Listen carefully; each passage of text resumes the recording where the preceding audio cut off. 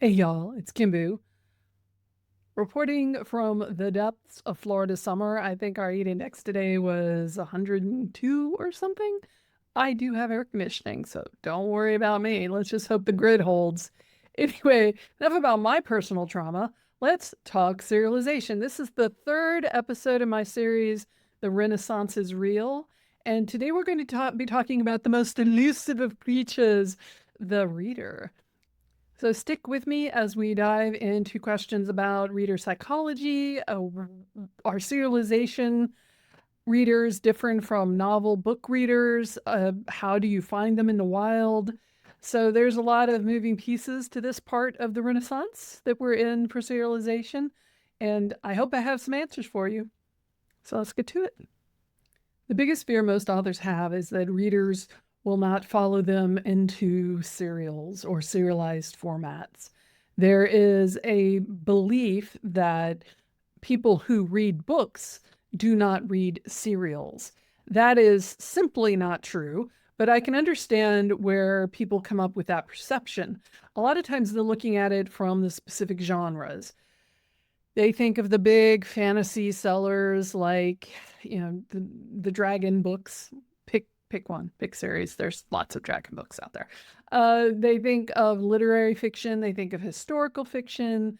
They think of, I don't know, what we used to call chick lit or, summer reading fiction, and books that you buy at the airport bookstore, things like that. And people just think, oh, those people, they're not going to be interested in serials. Well, it's just there's I think part of the difficulty of living through a renaissance is that it is a transition moment. Like nothing's settled, nothing's set in stone. We have a lot of readers out there. We have people who love to read stories. They've been trained for 600 years now to read stories in published printed books, especially novels, but nonfiction books as well. And so the mindset is just, well, that's what people want to read, that these serial fiction readers are outliers. That myth is slowly being busted as more people transition to reading more stuff online.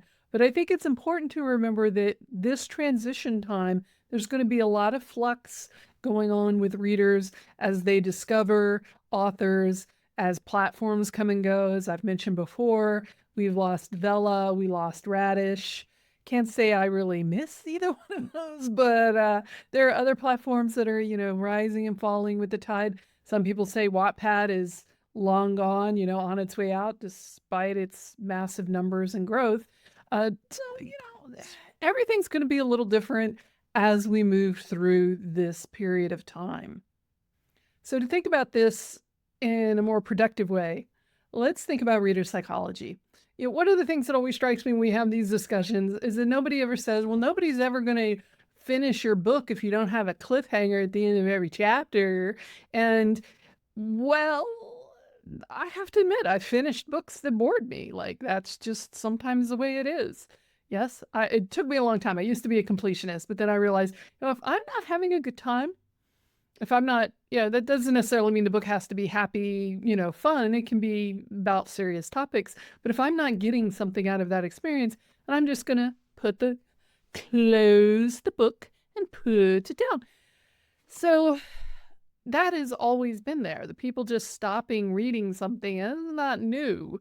And I've never once heard the advice in general to make sure that your every chapter ends on a cliffhanger so that your readers read all the way through the book. Now,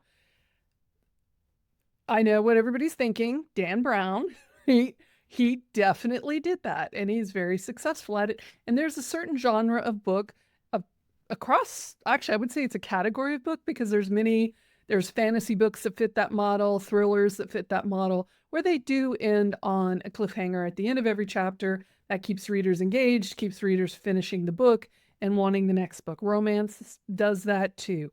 So it's not that it doesn't exist, but it's still not something that is said to people who are writing novels so much. Construction and character development and character arcs and subplots, These are things that keep people engaged with novels, right?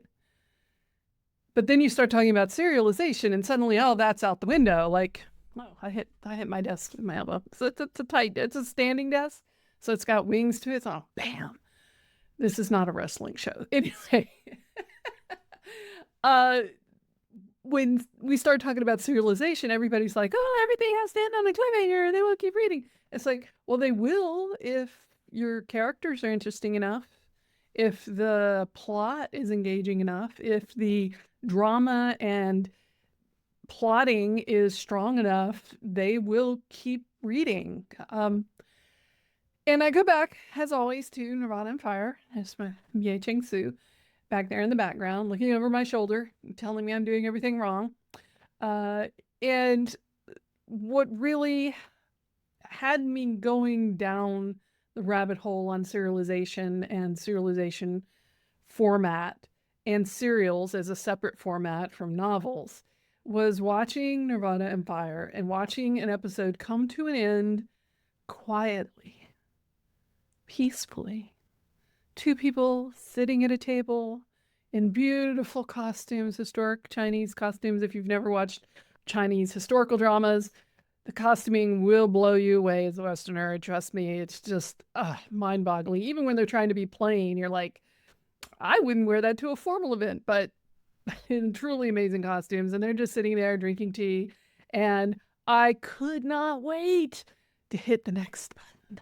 I needed to see what happened. So I started thinking about why. That was not a cliffhanger. There were other story threads that were kind of hanging off the cliff. And if you know Nirvana and Fire, you get the irony of this whole conversation. But it wasn't necessary for the show to have this massive dramatic cliffhanger moment. Those plot elements, those subplots, those character arcs were already in play. And even though that episode didn't end on a cliffhanger, I wanted to know what happened next. And that's true with every good novel you've ever read. It's true with every television show you've ever watched. There's a point where the story itself is so engaging you want to keep reading. And that is what I think is the underlying context of having skill and talent as a writer that you work at and develop. So when people talk about how, book readers, novel readers aren't going to be serial readers because serial readers, you have to have a cliffhanger at the end of it. No, that's not true. That's not true. There's a lot more overlap there because what people really want are good stories to read. They want stories in their genre. They want stories about the kind of characters they love.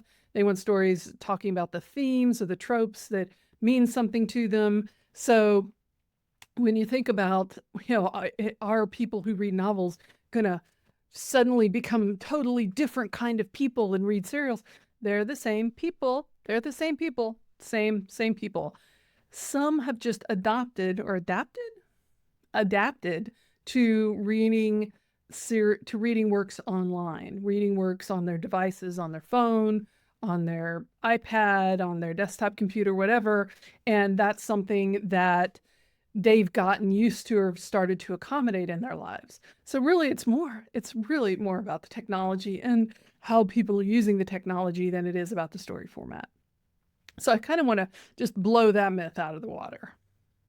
But that does kind of circle us back around big circles to what will get people engaged in your writing. And that's the story. I don't know how else to tell you it. One reason I love serials as a format, which is separate from serialization, I will keep banging that drum until everybody is on the same train with it. I think I just mixed my metaphors, but whatever. I love serials because the structure of them builds in that kind of reader attention and that reader engagement because of the overlapping arcs. And if you've read my book, I'm going to show it to you again. If you've read my book, Become an Unstoppable Storyteller, which is bright white, so it's messing with all the colors, then you know exactly what I'm talking about with the overlapping arcs of the long arc and the short arc. And I'm sure I'll do an episode here talking about that in more depth. But for right now, I just want to talk about what readers want. It might be a particular style. It might be a particular genre. It might be kind of the tropes that brings that in. In romance, it might be enemies to lovers. In thriller, it might be something akin to true crime and serial killer, hunting down serial killers and stuff, which makes me think of my latest Guardsman book, Cooper West book. It's got a serial killer. It's the first time I'm writing a serial killer, so wish me luck. I don't know. It's going to be a challenge. It is a thriller series overall, but I haven't really gone in that far into serial killing yet. Well, that didn't sound right. For my characters, I haven't gotten my characters that far into serial killing yet. I don't even have a backyard to bury people in, so nobody pay any attention to that, okay? What I'm getting at is that it's about the story, it's about you as a writer. Now, are there going to be people who just love the novel book format and do not want to engage with you with your work serialized? Absolutely. Those people are there. But this is why I think actually the serialization model has a leg up on traditional just novel book publishing, because serialization can encompass both. Many serialization authors, I can't think of one who doesn't do this, eventually publishes at least the volume or the arc or the whole story as a book. And they publish it to, sorry, I'm feeling standing. My feet hurt today. I've been standing for a long time. They eventually do publish their books, and you can find them on Amazon. Even Lit RPG people on Royal Road, who then published a Patreon, usually then eventually pull things together and publish their novels on Amazon and other distribution platforms. So the advantage of serialization is that you can do both. Now, when it comes to something like Kindle Unlimited, and if you're not familiar with Kindle Unlimited, it's the subscription model that Amazon has where you could pay, I think it's $16 a month, and then read all the books in the Kindle Unlimited library. For independent authors like me, it requires exclusivity. So anything I publish that gets published in the Kindle Unlimited library can't be available anywhere else. That doesn't mean it's not an effective way to publish, because a lot of romance authors, especially those who got their start on Wattpad or currently publishing on Ream, will publish their serial or their story as a serial and then, or a serialization, and then pull it down completely from those platforms to publish it on Kindle Unlimited. And oftentimes what they'll do is after 3 months, 6 months, a year, they'll then take the story wide, in which case they'll republish it or unlock it on the serialization platform that they were on, as well as having it available on multiple distribution platforms like Kobo and Barnes & Nobles and all those others. So the advantage of serialization is you kind of got nothing to lose, in my opinion. Oh, some people may not like it. Weirdos, why wouldn't you like serialization? It's so much fun. But you can do both. So the fear that the people who read books aren't going to read serials is just not even a starting argument, because while that's true for some people, you're still eventually going to catch those people in your web, in your writerly, spiderly web, with the books that you publish. It's all there. Now, some people, like, for instance, there are fan fiction readers who don't like reading a story until it's done. They will read it once it's complete. They will read it on the serialization platform. They will read it start to finish, usually in a short amount of time, but they just don't like works in progress. They don't like the anticipation of waiting for a next chapter. Sometimes that's because they've been burned by people who don't finish stories. And sometimes it's just they don't like that feeling of anticipation. They want to know that the story is done. When they sit down to read it, it's all going to be there and they can go from start to finish. But again, you're still going to catch those people once it's done. You're still going to catch those people once you publish the book. Well, to me, these are all artificial arguments for people. I'm not a conspiracy theorist most of the time. But in this particular case, yeah, I don't wonder if the publishing industry is like, ooh, you don't want to serialize because then you won't get any readers for your books, or book readers don't want to read serials. And like I said, it's a renaissance, my friend. Things are changing. People are developing new habits. They're finding new platforms. They're finding new ways to engage with the stuff that they love. Once again, fan fiction led the way, followed by romance authors and readers who are always at the forefront of the original fiction industry. And now it's kind of seeping into all the corners and the edges and all the people, because a lot of authors are realizing it's not just about publishing the book. It's about getting readers to engage with your story.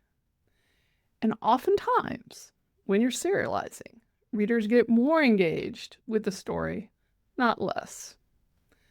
So that's another reason why I just want to put those fears to rest about how are people going to read it? Readers who like books aren't going to like serials. No.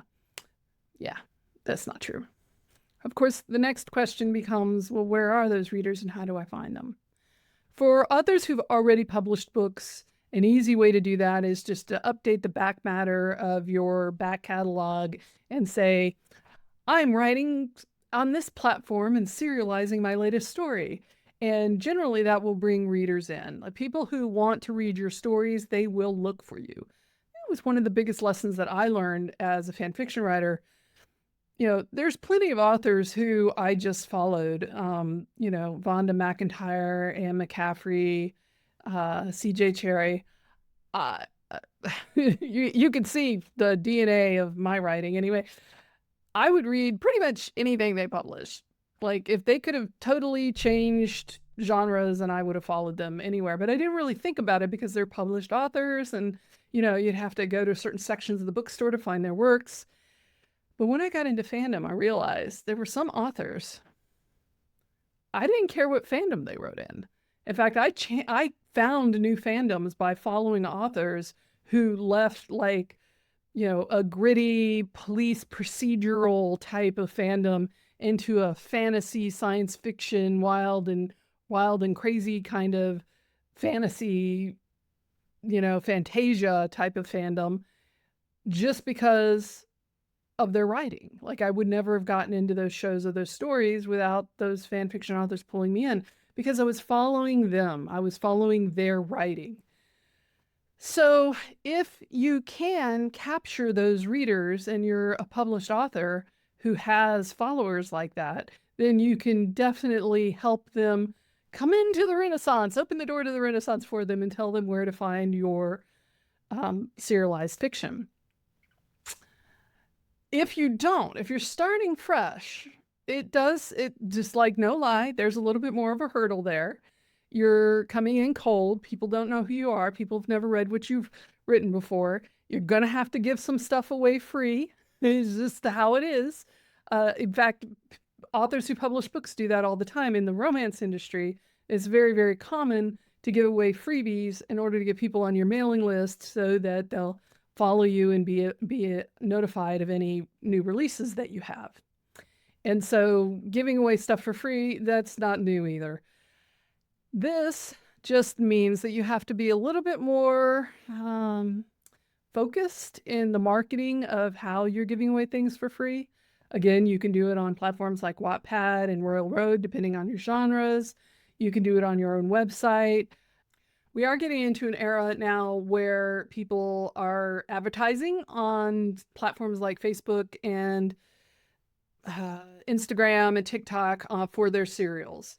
That has not been as common previously, but as platforms themselves are developing, like Substack, like Ream, people are finding that using advertisements to point people to their work is working. Like, there's no surprise. Like, if people are looking for that story, they will find it.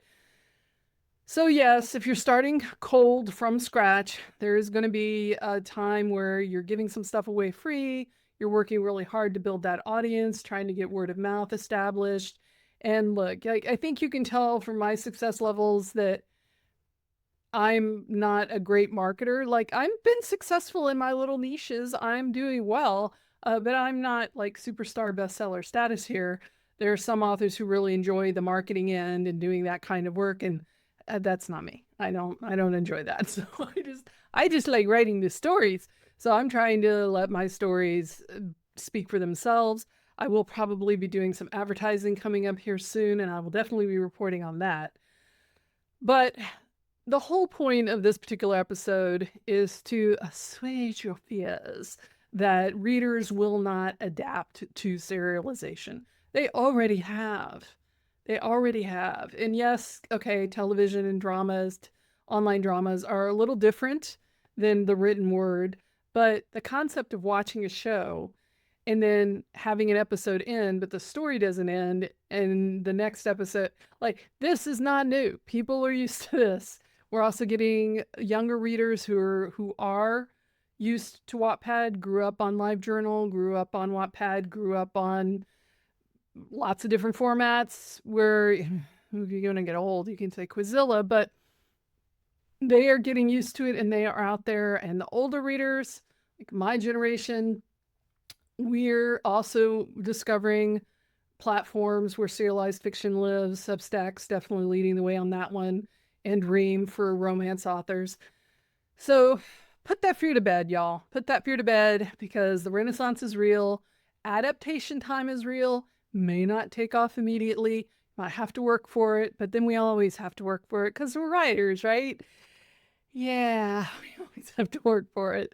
So anyway, I hope this gives you some insight into reader psychology, why serialization is actually booming, how it's going to keep booming, because the readers are just going to keep coming in droves and finding this format and enjoying it and asking for more.